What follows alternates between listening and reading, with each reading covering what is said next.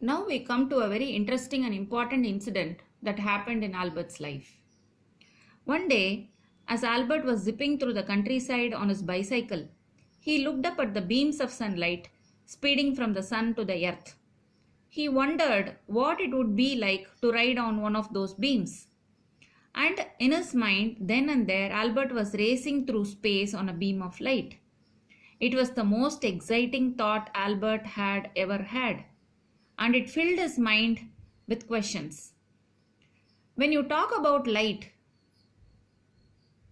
as I told you earlier, it is a type of energy that makes it possible for us to see the world around us. We need light to see. What do you mean by beam? Beam is a ray or line of light that shines from a bright object. So the beams of sunlight means the sun's rays. So from where do we get this light? It comes from different sources. Our main natural light source is the sun. Others are fire, star and man-made light sources like bulb, torch and tube lights.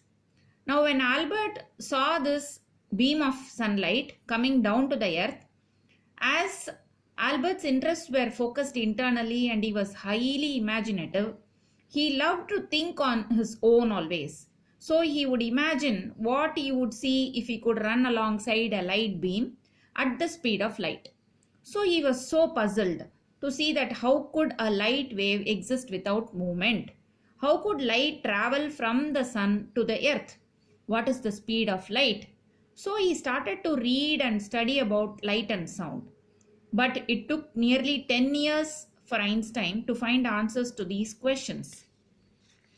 The same way, as I give importance for this beams of sunlight, the words zipping on his bicycle, I have highlighted in this book so that it means it is very important. It is as important as the words beams of sunlight. So when you ride a bicycle, how do you feel? Very joyful and happy, yes. You feel as though you are flying in the air. But Einstein's way of thinking was totally different from others. So he used a wonderful simile that compared riding a bicycle with living successfully in life.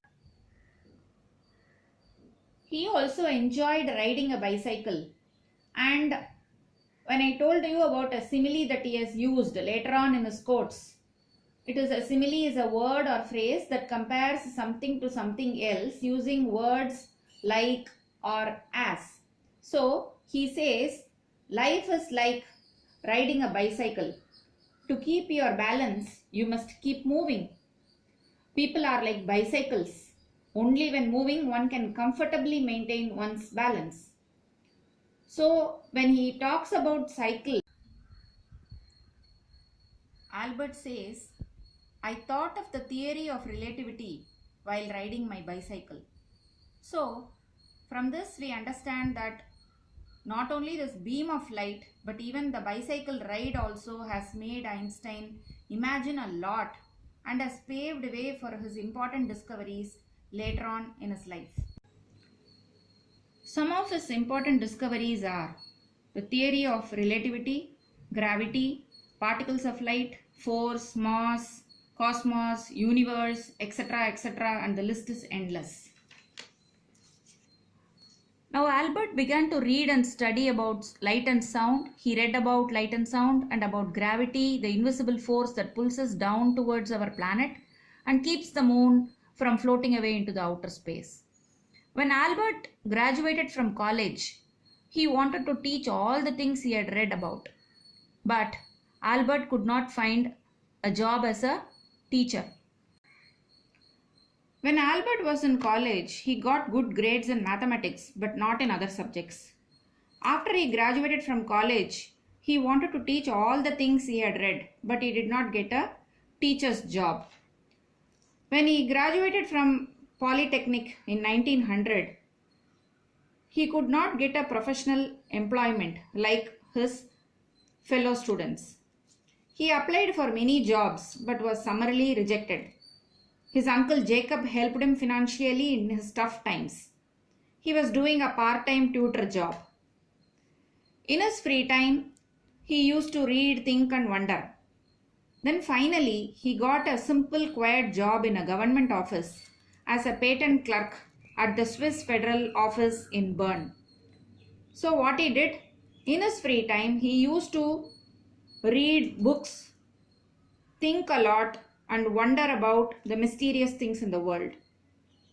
So, he has told this in one of his quotes. He says, he hatched his most beautiful ideas here in the patent office. That means he has been working very quickly on his job, and whatever free time he had, he used to sit and think a lot because he was totally involved in his imaginations and he loved to think and ask more of questions and learn more. When Albert was 5 years old, he was learning violin from a tutor at home. But he was not interested in music. But his mother, Pauline Einstein, she wanted him to learn violin from the tutor, and she insisted him to attend the violin classes whether he liked it or not, because his mother, Albert's mother, Pauline, she was very tough and a strong-minded lady. She wanted Albert to learn music, and she instilled an interest in Einstein to love music. Likewise, when Albert was in high school, he got introduced to a young medical student called Max Talmy. He introduced algebra and geometry to Albert, which later on helped him to become a famous scientist. When Albert got this job as a patent clerk, he had lot of extra time to read, think and wonder. Albert began to send his new ideas to science magazines. They printed everything he wrote. He hoped that scientists and professors would be interested, and they were very interested indeed. They asked Albert to work and teach with them. For the first time in his life, people started to say Albert is a genius. A genius means a person who is very smart or able to do great things. Now Albert could spend all his days doing what he loved, that is, imagining, wondering and thinking. Albert thought about the size and shape of the entire universe. He discovered new ways to understand how all these things work.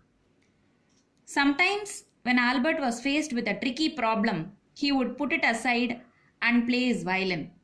Music made Albert happy. He said it helped him think better. As I told you earlier, that because his mother insisted him to learn violin from a tutor, that helped him a lot. And he has told in his quotes also that music has helped him to overcome many problems, and it was a stress buster for him to come over those problems.